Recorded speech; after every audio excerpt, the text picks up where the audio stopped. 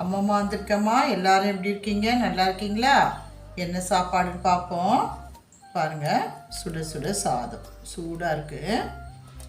அடுத்து பாருங்கள், மிளகா கிள்ளி சாம்பார்மா. இந்த சாம்பார் வச்சா எல்லாருக்கும் பிடிக்குமா. வீட்டில் பிரமாதமாக இருக்கும் நெய் போட்டு சாப்பிட்றதுக்கு. சரியா?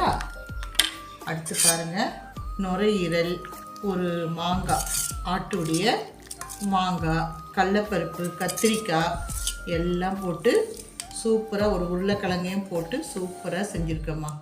இது நுரையீரல். சரியா? அடுத்து அப்பளம். இன்றைக்கி அம்மம்மா வீட்டில் இதான் சாப்பாடு தங்கம். எல்லாரும் வாங்க சாப்பிட்லாம். ஓகே, பாய் தங்கம்.